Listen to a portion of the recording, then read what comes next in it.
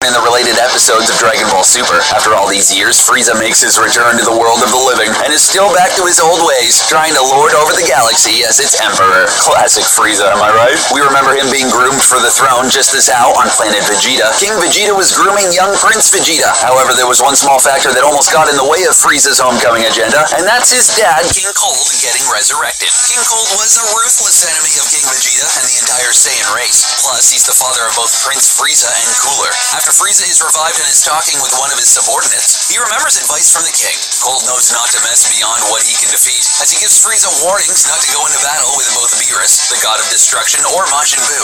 Most famously, though, we see him receiving a glorious beatdown and kill shot from future Trunks in his debut to Dragon Ball Z. Frieza always had plans to rule, but reviving this powerful, evil king would put a serious dent in his plans. Pretty cool of Frieza to spare us of his father, isn't it? Yeah, we think so.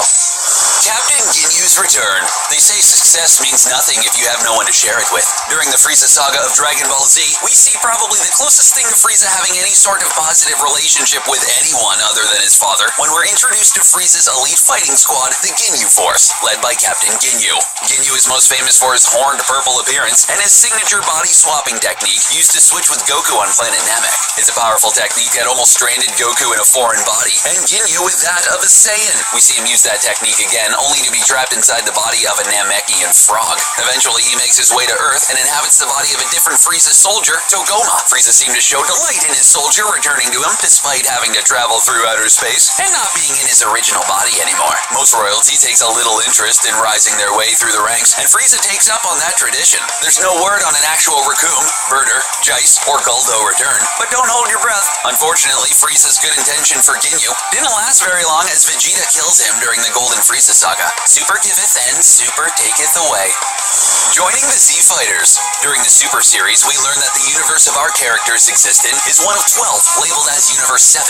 Thanks to the Xenos, our fighters have to fight for its existence during the Tournament of Power, proving once again that it pays the cost to be the boss, or rulers of existence at least. The team of the tournament was mainly the roster used during the Tournament of Destroyers between Team Beerus and Team Champa, with Sister Earth, Universe 6. However, after learning of the high stakes of their Earth being erased, more fighters are required. First lied to by Goku. The remaining fighters decide to join the team, making the final roster Goku, Vegeta, Piccolo, Gohan, Master Roshi, Krillin, Tien, Android 17, and 18. Majin Buu was originally going to be the 10th member, but missed the qualifying test to join the team. Fortunately, Frieza also exists in Universe 7 and was willing to help the Z Fighters, even if he was still being his evil self. The fortune teller Baba works her magic to bring Frieza back to life for 24 hours so he can assist everyone with the tournament. He joins the team and doesn't end up getting everyone killed. Oh, shocking. Team Universe 7 was able to exhale after that decision was made.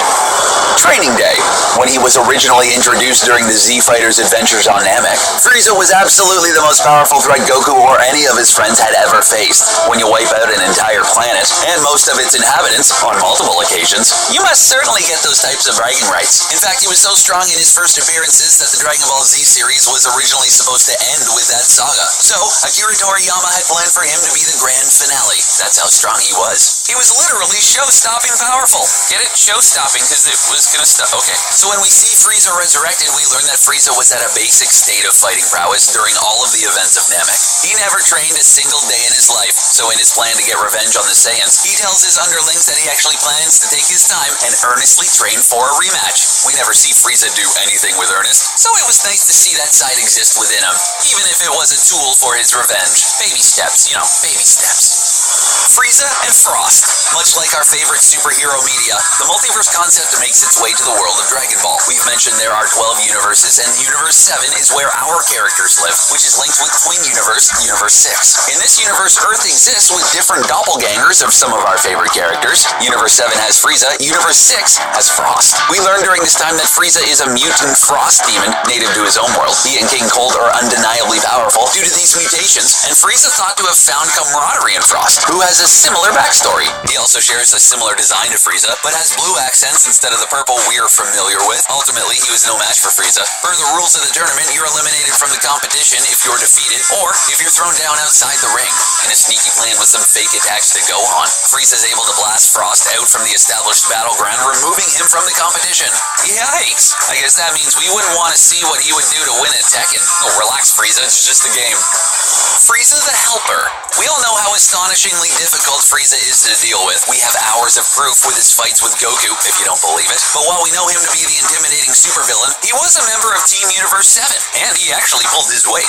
When you think of the concept of someone like Frieza helping out anyone, it seems nearly impossible, but it's definitely in the realm of possibility. We see him surprisingly try to betray our heroes, but he never wrongs Whis, as he states he was helping the Z-Fighters by finding out information on the other Earths. That would be unbelievable, but we already know what's gonna happen to Frost, so who's to say who else Frieza can trick outside of Universe 7? Outside of wit, he also crushes a lot of the strongest fighters from other teams single-handedly. Piccolo, one of the original tanks for the Z-Fighters throughout the series, doesn't even have the skills to keep up with the Saiyans and other alien races. Thanks to all the training and techniques granted to Goku and Vegeta, it's rare to see someone actually keep up. So it definitely sounds weird to say it, but props to Frieza.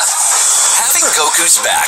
It's hard to recover from wounds in battle, but sometimes it's even tougher recovering a wound to your pride. Ouch, that hurts. It's such a crucial thing for existing in this world, and it's something even Frieza can learn. With the option to leave and not deal with him, Frieza lends a helping hand out to Goku. Drained of energy, he decides to give some over to Goku as repayment. Back in the Frieza saga of Dragon Ball Z, Planet Namek was an exploding time bomb thanks to Goku and Frieza's devastating battle. Goku came out victorious over a bloodied Frieza and gave him a choice. He was gifted the options of either ending the Frost Demon once and for all, or sparing him. Goku chose to spare him and give him time to escape, but Frieza threw Goku's goodwill gesture in his face. So in the Tournament of Power, we see the roles reversed. Goku's now in the severely wounded position, and Frieza's able to be the hero. Instead of harming him, Frieza gives him some of his power over, allowing Goku to start recovering. Say what you want about him, but Frieza might be the one person to pay back your money if he borrows it from you. That's a plus to us.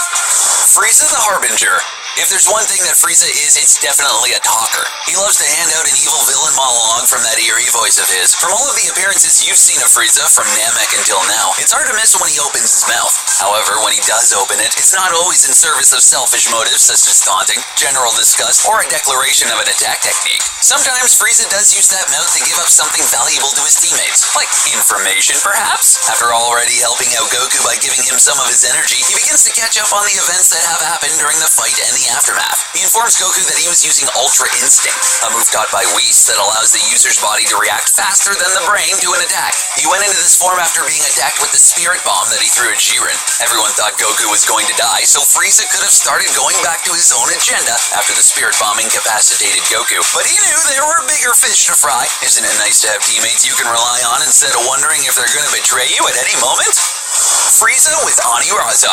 So this tournament that the Z-Fighters were thrown into had some of the toughest fights our heroes have ever faced in the series. We know that's a loaded statement, being that we're talking about Dragon Ball, as it's known for some of the biggest action-packed fight sequences in anime history. But when an enemy causes it to be all hands on deck, oh yeah, it's go time! During the tournament, we get to see the destructive power that is Ani Raza from Universe 3.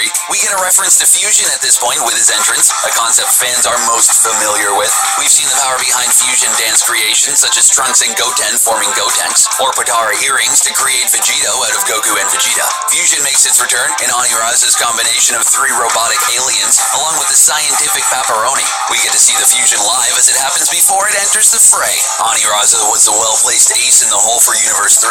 One of its energy orb attacks proved to be a challenge for the combined forces of Goku, Gohan, Vegeta, Android 17, and Frieza. Seeing Frieza alongside the heroes like that almost makes you think he's officially part of the team. Almost. Frieza, Gohan, and Dispo. As they learned with Ani Raza, teamwork totally makes the dream work, but even if you're one of the strongest beings, not only of your universe, but the entire competition you're in, help can and will be in short supply. So you have to be thankful when it comes, especially if you tried to kill it when it was a young Saiyan named Gohan. During the battle against Dispo, they had to adapt to an interesting characteristic of his. Dispo was one of the hardest fights for Frieza, and he's one of the fastest fighters, if not the fastest fighter. He moves at light speed.